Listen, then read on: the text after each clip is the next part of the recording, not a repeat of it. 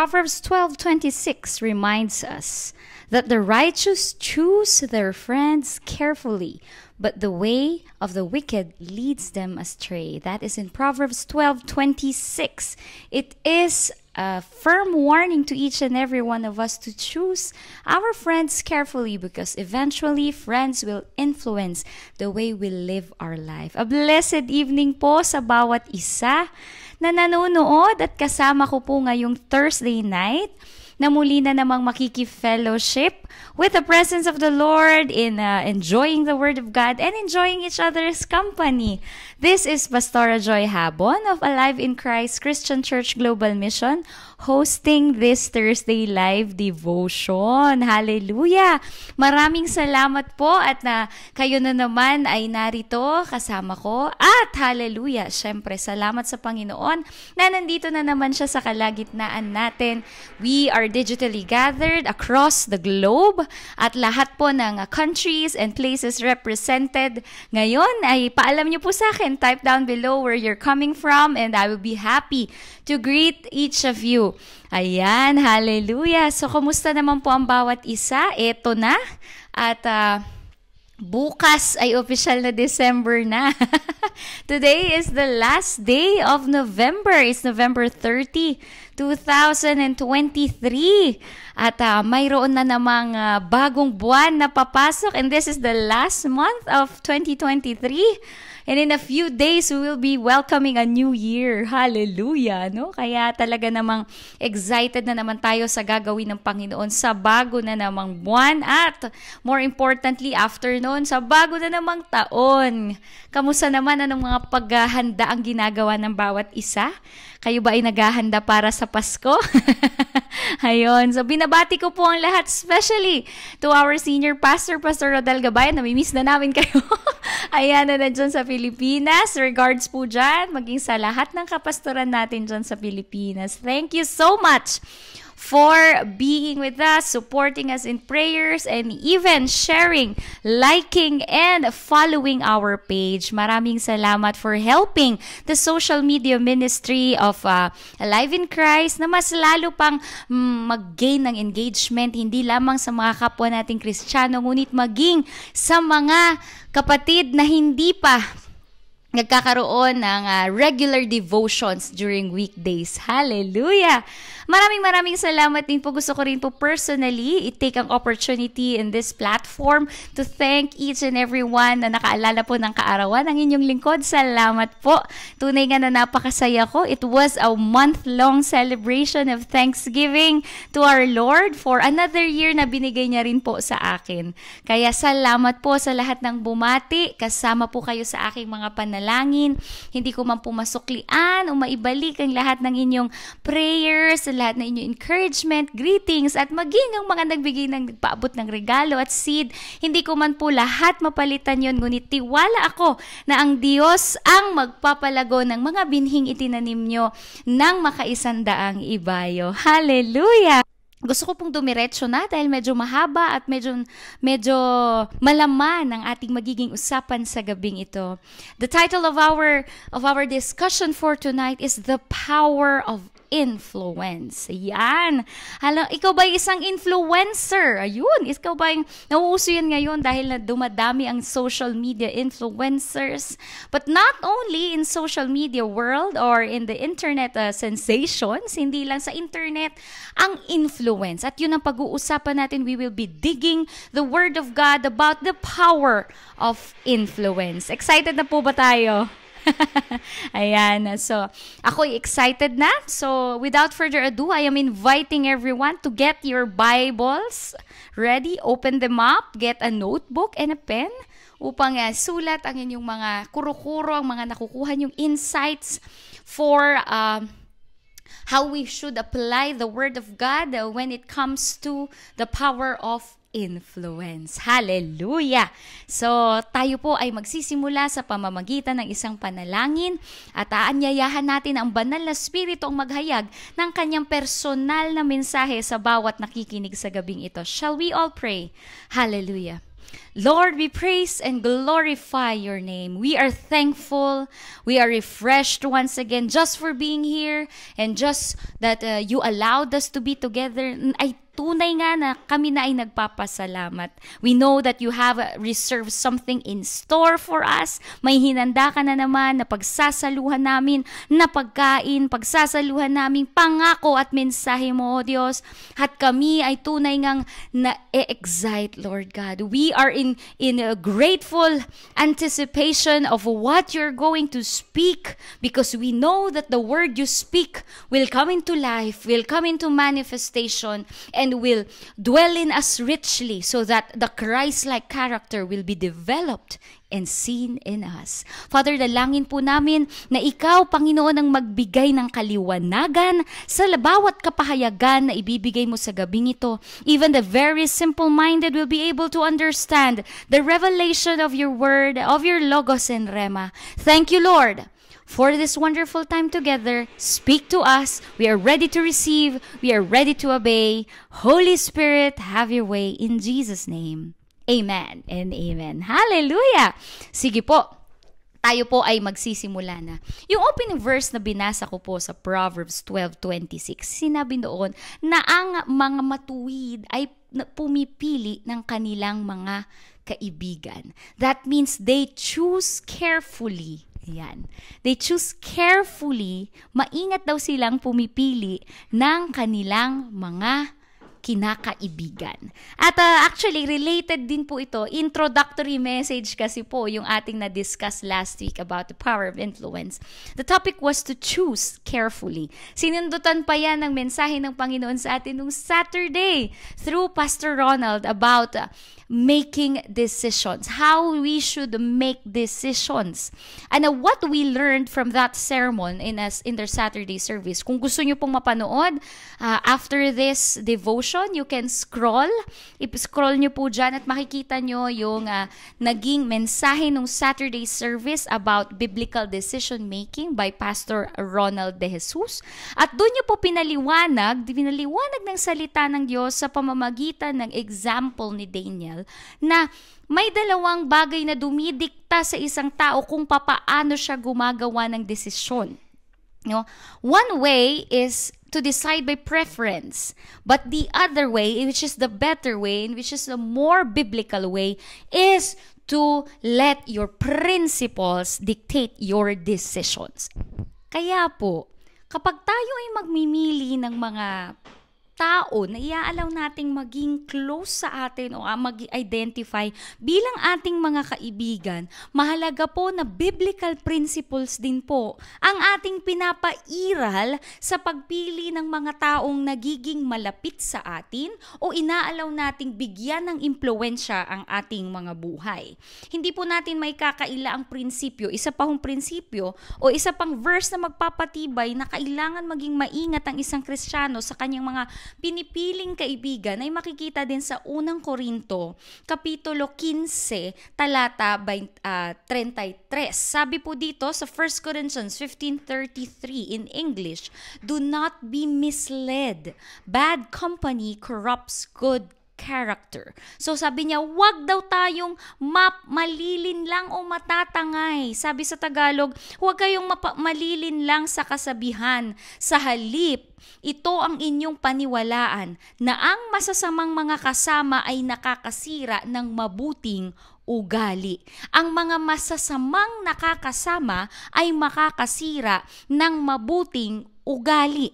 Ngayon po, bakit po ba mahalaga ito? Because God has a purpose and has an intention and has a design for each and every one of us to develop a Christ-like character. Nais ng Panginoon na makita ang karakter ni Kristo na nagniningning sa ating mga buhay on how we live our life, how we think, how we talk, how we interact with others, how we decide Napakahalaga po sa Panginoon, sa ating Diyos Ama, na makita ang karakter ni Kristo na nade-develop sa bawat isa sa atin. Ngunit doon sa binasa natin, maaaring makasira ng magandang pag-uugali o yung mga dine-develop ng Panginoon sa atin ay maaaring masira kung may mga maling tao na masyadong nagiging malapit sa ating mga buhay. Nung pong nilikha ng Diyos ang tao, sinabi niya na hindi mainam na mag-iisa lamang si Adan. Sabi niya, it is not good for man to be alone. Behold, I will make a helpmate. Gagawa daw siya ng makakasama ni Adan doon sa Garden of Eden dahil nakita ng Panginoon na magiging mabuti para sa sangkatauhan na mayroon siyang kapwa na nakakasama in fulfilling God's design of ruling and dominating the creation that God has made. Kaya po sinabi ng Diyos na sige, gagawa ako ng kapwa niya na kanyang makakasama, kanyang makakatulong. And God was the author of this companionship. Binigyan niyang permiso ang taong makakasama ni Adan na impluwensyahan si Adan. Alam ng Panginoon, umpisa pa lang na ang sino mang makasama ng tao ay maaaring mag-influence sa kanya, maaaring tumulak sa kanya, maaaring magkaroon ng force, maaaring tumulak sa kanya, papalapit sa Diyos at maaari ding tumulak sa kanya, papalayo sa Diyos. God knew that companionship can cause influence. God therefore permitted man to exercise the gift of free will.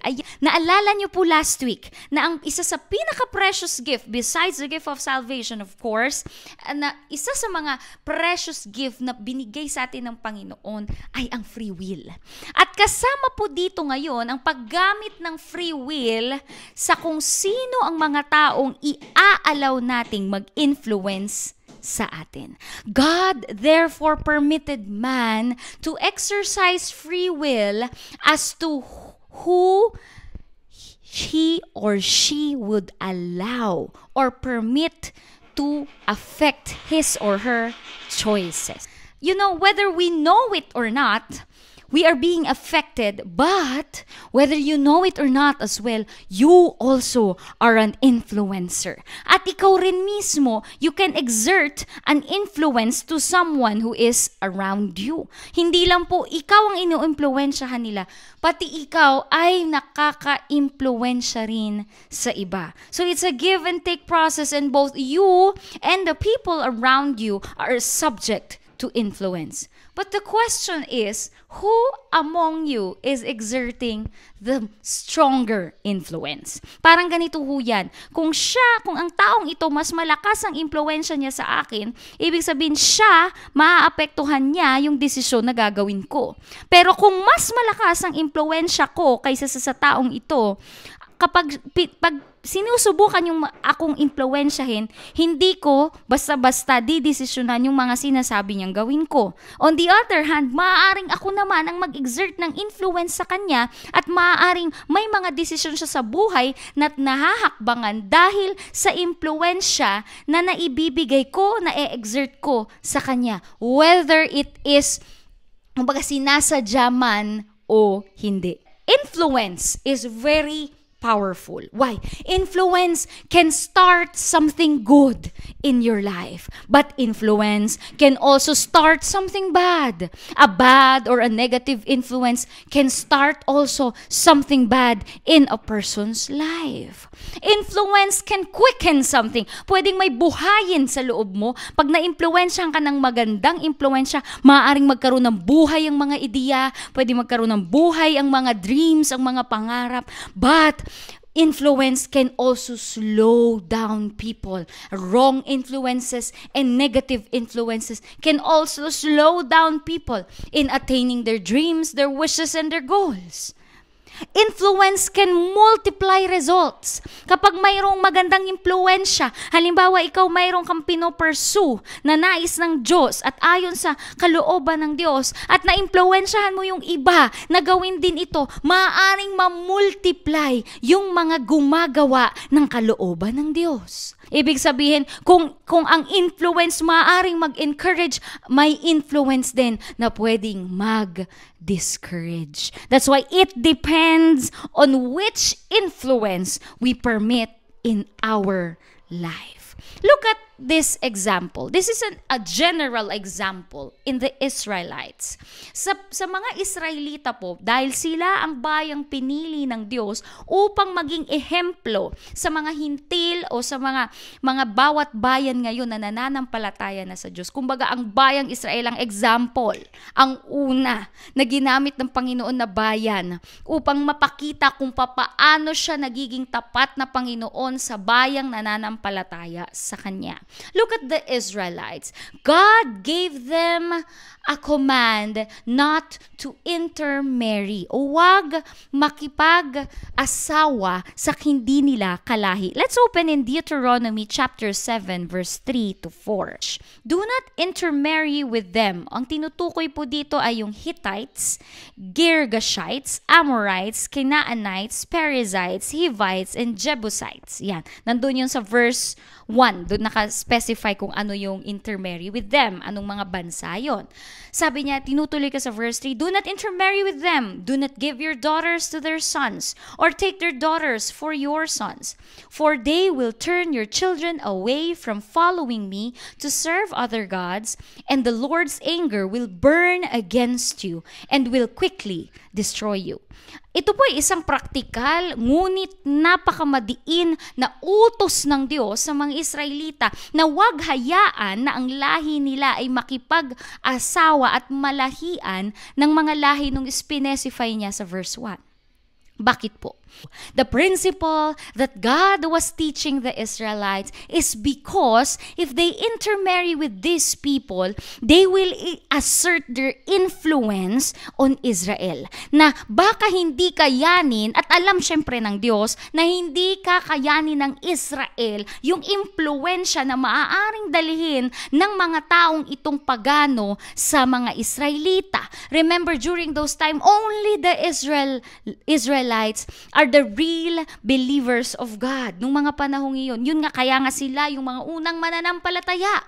Kaya, paano na lang kung sila lang ang nananampalataya at hindi pa nila nakayanan yung impluensya ng iba na galing sa labas at maigi-give up din nila ang kanilang faith.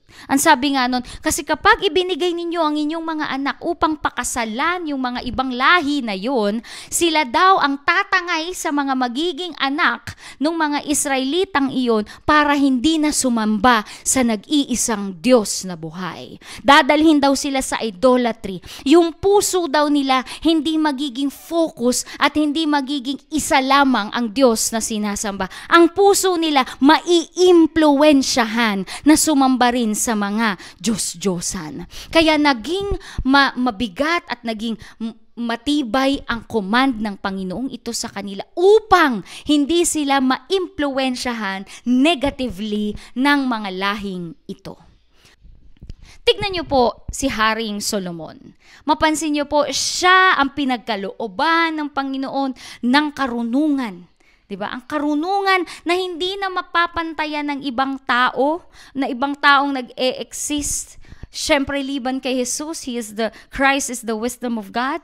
But in human terms, yung talagang purely human lang, wala nang iba pang tao ang mas tatalino at mas mapupuno pa ng karunungan kaysa kay Solomon. Siya po ay isang napaka-talinong tao, napaka-wise na tao. But look at this. pansinin nyo, bakit kaya nagsimula si Solomon ng maganda? Nagsimula siya na maganda ang reputasyon. Ngunit sad to say, nagtapos si Solomon na hindi maganda ang reputasyon. Bakit? Dahil sabi ng Biblia, siya daw ay nagsimulang sumamba sa mga Diyos-Diyosan. Nagsimula niyang i-compromise ang ibang mga relihiyon, lalo na ang pagsamba sa mga Baal, sa mga Diyos-Diyosan ng iba't ibang lahi. Bakit? Dahil si Solomon, inalaw niya na maimpluwensyahan siya ng libu-libong babae na inalaw niyang magkaroon ng relasyon sa kanya. See how relationship and companionship inserts or asserts influence in a life of a person? Alam na ni Solomon, sumulat siya ng mga libro na punong-puno ng wisdom, ng karunungan na hanggang ngayon ay mapupulutan natin ng mahahalagang aral. Pero bakit siya mismo na itulak papalayo sa Diyos at nagsimulang sumamba o mag-compromise sa mga ibang relihiyon at paniniwala? Yun ay dahil hindi niya nabantayan kung sino yung mga taong iaalaw niya mag-influence sa kanya. Nakakalungkot po ano? Tignan niyo po, sabi sa 2 Corinthians chapter 6 verse 14. Talaga po nga, hindi natin maaalis sa topic ng influence ang relationship or companionship. That's why the topic of influence would encompass friendship. It would encompass your business dealings. Matasagasaan dito ang mga kaibigan, ang mga kakausap mo lagi, ang mga nagbibigay sa'yo ng ideya, ang nagbibigay sa'yo ng advice, lalong-lalo na sa mga kapatid na nakikinig sa akin na namimili pa lang ng kanilang magiging lifetime partner. Ayan, mga kabataan, mga young adults who are praying for partners, who are praying for your own future spouse. Napakahalaga ng aral na ito na wag nating makalimutan ang kahalagahan ng influence na maaaring i-assert ng isang tao sa buhay natin. Sa Tagalog ko babasain. Huwag kayong makiisa sa hindi mananampalataya sapagkat hindi maaaring magkaisa ang kabutihan at kasamaan. Gaya ng liwanag at dilim, hindi rin sila maaaring magsama. At papaanong magkakasundo si Kristo at si Satanas? Ganon din naman ang mananampalataya at ang hindi mananampalataya.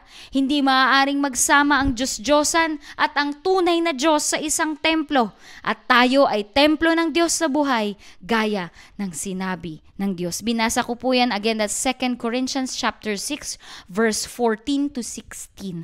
Makikita po natin doon ang tagubilin ni Pablo na huwag daw tayong makiisa. Do not be unequally yoked to an unbeliever. Ibig sabihin mahirap kasi kapag sinabing makiisa or equal yoke, pantay kayo ng impluwensya sa isa't isa. Ibig sabihin pwede mo siyang impluwensyahan, then that is good. Kung ikaw yung Kristiyano, maimpluwensyahan mo siya. Pero pag equally yoked kasi, siya pwede ka rin niyang impluwensyahan. At pagka ikaw na Kristiyano, nakipagkaisa ka sa isang hindi Kristiyano, hindi kayo talaga pantay ng pananaw. Bakit? Kasi ikaw, naniniwala ka kay Kristo at sa kanyang salita at sa banal na spirito, ngunit maaaring yung nakakasama mo ay hindi fully na naniniwala doon sa iyong pananampalataya. Kaya kung mayroon din siyang impluwensyang kayang i-assert sa buhay mo, magiging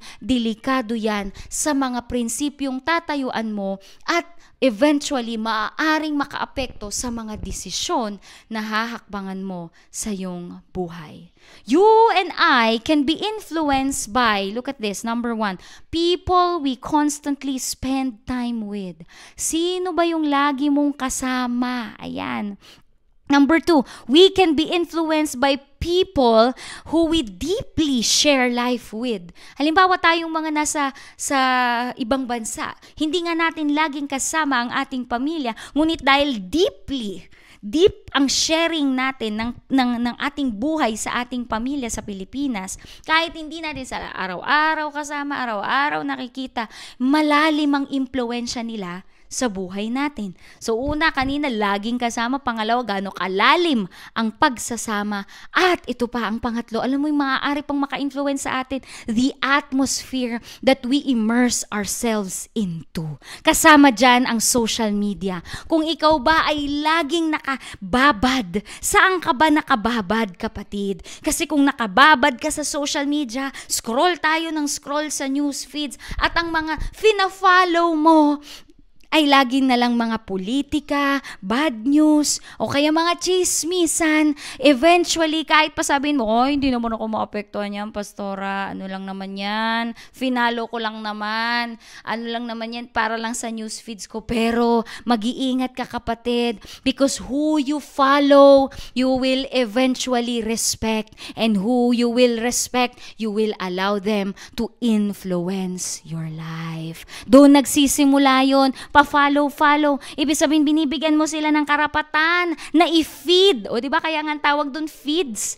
Lumalabas sa feeds mo kung sino yung fina-follow mo. Kasi kung fina-follow mo, halimbawa yung page na yan, kahit pa sabihin mo, hindi ka naman addict dyan, pero yung fina-follow mong yan, dahil sinabi mong fina-follow mo siya, magkakaroon siya ngayon ng karapatan na i-feed ka. And just like in the reality of life, who you follow, what you follow will eventually feed your mind. That's why be very careful what you feed your thoughts. What thoughts you feed your mind with. Bakit? Kasi sabi nga ni Pablo, ano man daw thought o ideology na hindi ayon sa salita ng Diyos, hindi ayon kay Kristo, at hindi ayon sa purong salita ng Diyos, ito daw ay mga strongholds of the mind na dapat nating tinitibag. We come against these ideologies that rises itself up against the knowledge of Christ. Whoo! Hallelujah! Nasa Corinthians yan. Diba? Hallelujah!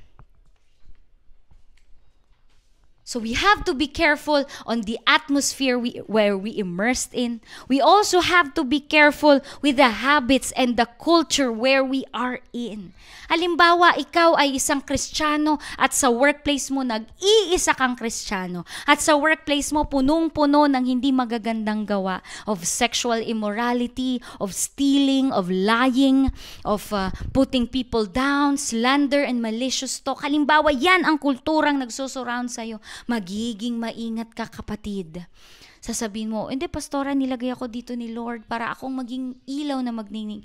Amen. Yes, I believe that you are the salt and light of the world at magsa-stand out at magniningning ang karakter ni Kristo sa buhay mo. Ngunit, nandun din ang iyong mabigat na responsibilidad na huwag hayaan na sila ang mag-influence sa'yo, na sila ang makakontaminate sa pananaw mo, sa pakiramdam mo, at sa manner of your decisions. That's why we can be influenced by the atmosphere where we are in, like in social media and like in the habits and culture kung saan tayo naroon.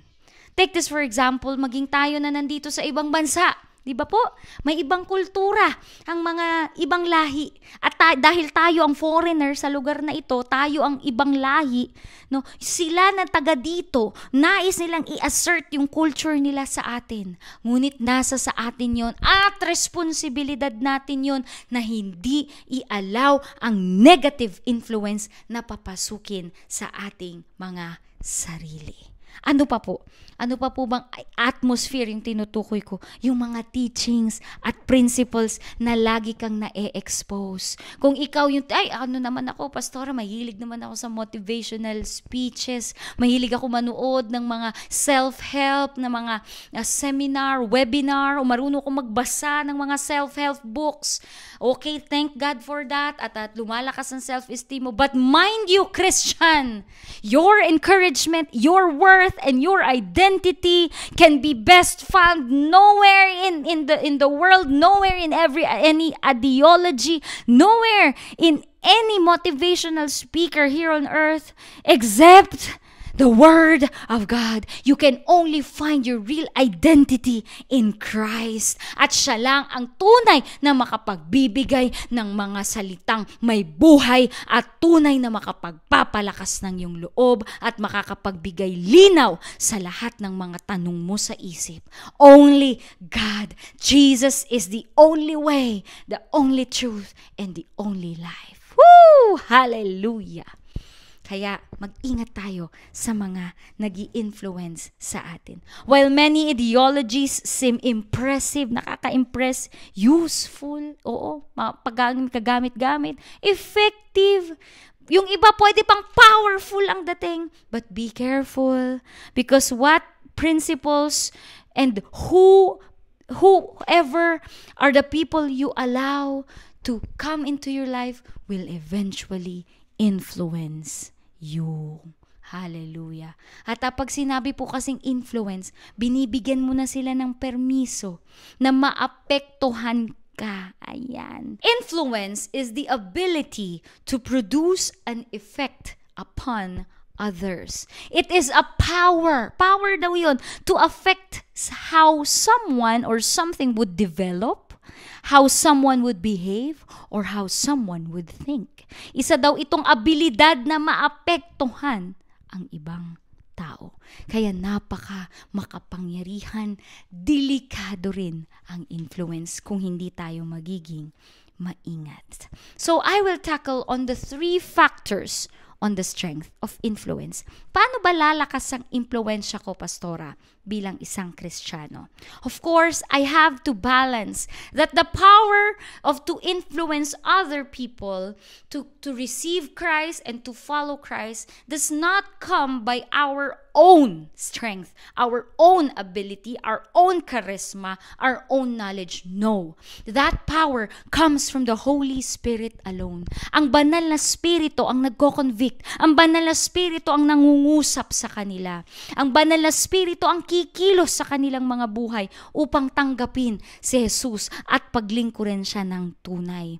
Ngunit ikaw na Kristiyano na ngayon, kung saan ang banal na Spirito ay nananahan sa iyo, mayroong 3 factor kung papaano natin mas lalong gagawing epektibo ang ating mga buhay at testimony to be an influence to the people around us. Number 1 factor is proximity. Ayan, sabihin natin, proximity o kung gaano tayo kalapit at kalapit sa isang tao. Ibig sabihin po, kung nais mong mag-assert ng influence sa isang tao, you have to work out na mas lalong mapalapit sa kanya. That's why one of the most effective ways to win a soul into receiving Christ as their Savior and their Lord is to become their friend. Diba? Para bang kaibigan mo muna sila. Pakinggan mo muna ang kwento nila. Magkaroon muna kayo ng acquaintances and kumbaga light friendship. Parang meron na kayong familiarity sa isa't isa. Kasi pag nagkaroon kayo ng acquaintance and familiarity, meron ng one level or one degree of trust. At yun lang ang kailangan mo kapag mayroon ng kahit maliit pa lang o bata pa lang o simpleng trust pa lang o respeto pa lang ang nakuha mo sa taong yun. Because when there is trust and respect, then influence will be allowed. Kaya isa pong factor yan kung gaano ka kalapit.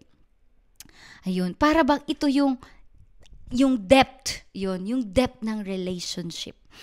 Kaya kung mas lalong lumalalim ang relasyon mo sa isang tao, mas lalong lumalaki ang impluwensya mo sa taong yan. For example, bakit ang lakas ng impluwensya ng magulang sa kanyang anak? Bakit? Kasi malalim ang kanilang pinagsamahan. Malalim na ang kanilang relasyon. Kaya kapag ka ang isang bata ay lumaki sa may magandang relasyon sa kanyang magulang, madaling impluwensyahan ng magulang ang anak na gawin ang mabuti o i-lead siya dahil hindi na niya kailangan ng puwersahan na diktahan ng bata. O hindi niya kailangan na puwersahin yung bata. Kusang loob na inaalaw ng bata na maimpluwensyahan siya ng kanyang magulang. And that's how parents exert their positive influences to their kids. And sad to say, that is also how parents can transmit a negative influence to their kids. And to you as well, ikaw rin na nandito sa abroad, maaari din mag-assert ng either positive or negative influence ang mga taong inaalaw mo na maging malapit sa buhay mo.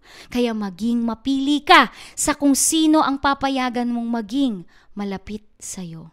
Ang balanse nga tulad ng sinabi ko last week, syempre naman, maaari tayong magkaroon ng mga bagong kaibigan or acquaintances. But you know, as they get closer to you, pag mas lalo na silang papalapit ng papalapit, dapat mas papaunti ng papaunti at mas pili ang mga taong inaalaw mo na pumasok sa pinaka-core o pinaka-kaibuturan ng iyong pagkatao. Hindi lahat pinapublic.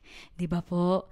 Yung iba po, friends only zone. Di ba? Yung iba po, chosen friends zone. And yung iba, specific friends only. Ayan. So you have to set your boundaries. Kapag alam mo na masamang impluwensya ang taong ito, hanggang dyan ka lang, di ba? Maaari naman kayong maging good example, i-try mo i-share yung gospel, yes, you shine the light of the love of the Lord to him or her, kahit pa, pwede naman ho yun. Pero pag siya na yung mag-i-assert ng influence sa'yo, kailangan alam mo kung hanggang saan ang boundaries niya na i-assert niya sa buhay mo. Number 2 factor of influence is respect. At sa tatlo pong tinuturo kong factors, ito po yung internal aspect o galing sa loob. Ito po yung hindi gaano kadaling i-modify. Bakit? Kasi manggagaling ito ng kusa sa'yo. That's why kung ang isang tao, mataas ang respeto mo sa taong yan, binibigyan mo rin siya ng malaki at malawak na impluwensya sa buhay mo. Now, kung may mga tao kang nire-respeto before at nung nagbasa ka ng Biblia, na-realize mo na hindi aakma sa Biblia ang kanilang sinasabi o hindi ka tanggap-tanggap sa Panginoon at sa kabanalan ng Panginoon ang kanilang mga itinuturo o impluwensyang ina-assert sa buhay mo. At ngayon na-realize mo na sila ay nagtuturo ng taliwas o tinutulak ka papalayo sa Diyos. Maybe it's time that you change the level of respect that you have on that person. Okay. Tulad po na sabi ko, every person deserves respect. But they have different levels of respect. Just as I taught about worship and praise, the highest form of respect should only be to our God. At syempre, ang susunod dyan ay yung mga itinalaga na niya sa buhay natin. Ngunit walang papantay sa pinakamataas na respeto na ibibigay natin sa Diyos Ama. Kaya kung sa Kanya yon, ngayon magiging mapanuri ka naman sa mga susunod. Sino na yung level 2, level 3, level 4. At kung ikaw ay babae at may asawa kang lalaki, dapat pagkatapos ng ama, ang susunod na mataas na level na respeto mo ay ang iyong asawang lalaki. Maging ikaw din asawang lalaki, ang respeto mo rin sa iyong asawang babae. And so on and so forth. Yung mga taong nilagay ng Lord sa buhay mo, ano bang level ng respect ang inilalagay mo sa kanila? Because the greater your respect, the greater their influence will be on your life. Yun. So yun yung pangalawang factor. Now, pangatlong factor po that determines the strength of influence is repetition. Okay, ano yung una? Proximity, susunod respect, at pangatlo, repetition. Ibig sabihin, kung sino yung lagi-lagi, o kanina malapit, ngayon naman, lagi-laging nagsasalita sa buhay mo, lagi-laging nagkokomento, lagi-laging pinakikinggan mo, yun din ang mga binibigyan mo ng kapangyarihan na umimpluwensya sa'yo.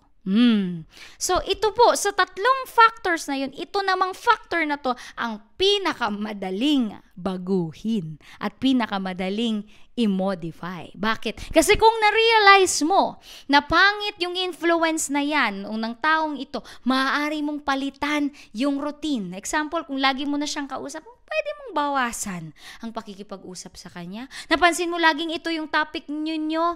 Halimbawa, ang topic ninyo, yung asawa niya na nagloko at pagkatapos nyo mag-usap, parang pati ikaw, masama na rin ang loob mo sa asawa mo. hindi ka naman niloloko. Di ba? Para bang feeling mo ganun na rin ginagawa ng asawa mo? Hindi naman. Bakit kasi ini-influence ka na nung naririnig mo? Kung napansin mo na, teka, parang hindi magandang influensya yung nadudulot nitong mga pag-uusap namin. Di anong pwede mong baguhin? Baguhin mo yung topic ninyo. Ayan.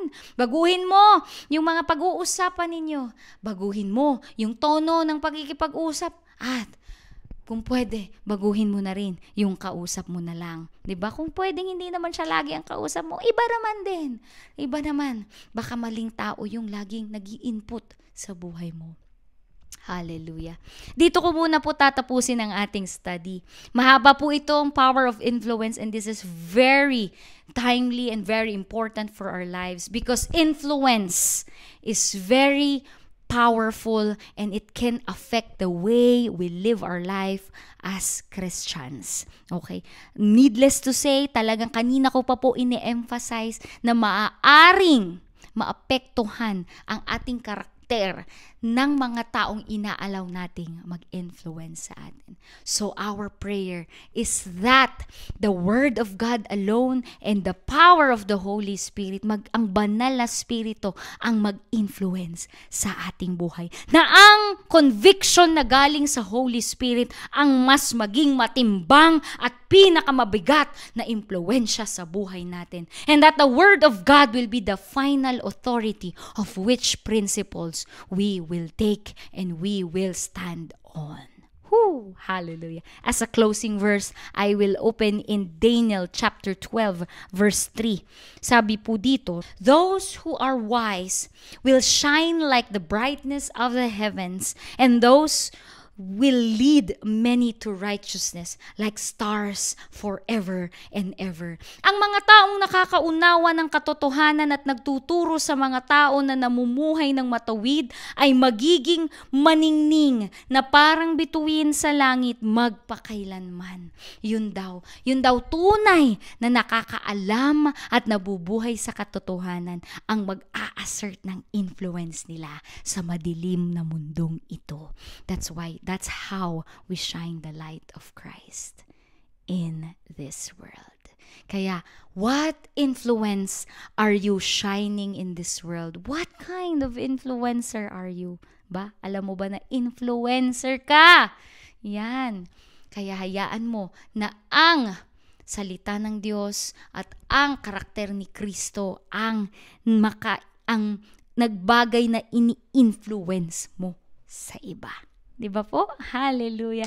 I hope and I pray na may napulot po tayo. And pardon me for extending dahil talagang malaman nga ang ating discussion. Paalam niyo po sa akin kung anong mga comments niyo dahil may part 2 po ang series na ito at tuloy-tuloy po tayo sa pag-aaral ng Power of Influence at makikita po natin next week I will tackle on some examples sa Biblia, mga biblical characters kung saan makikita natin yung mga both positive and sad to say some negative influences that asserted in their lives. Ayan, in their lives. Ayun. So, comment po kayo dyan and down below. In the meantime, I have to close in prayer due to time, no? Kaya samahan niyo po ako sa maikling prayer. Hallelujah. Panginoon, maraming salamat sa gabing ito na ipinaalala mo sa amin kung gaano kami dapat maging mapagbantay sa mga impluensyang binibigyan namin ng permiso na makaapekto sa amin, sa aming pag-iisip, pananalita, paggawa at paghakbang sa buhay. Dalangin ko, Panginoon, na ang bawat isang kinausap mo sa gabing ito ay makapulot, Panginoon, ng karunungan na nanggagaling sa iyong salita at patuloy nilang tayuan ang paninindigan at mga prinsipyong biblikal sa kanilang mga moral na desisyon na gagawin. Dalangin ko, O Diyos, major decisions in life, O Father, be guided by your word.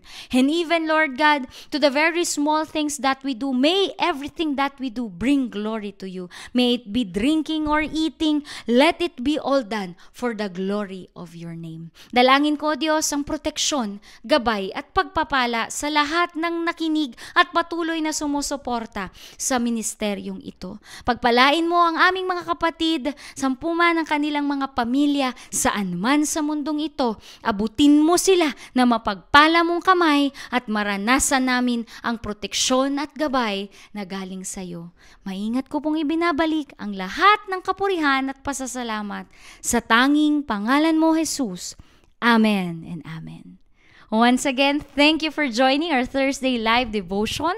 This is Pastora Joy saying, influence is powerful, but let Christ's influence dominate you. Bye-bye po. Good night.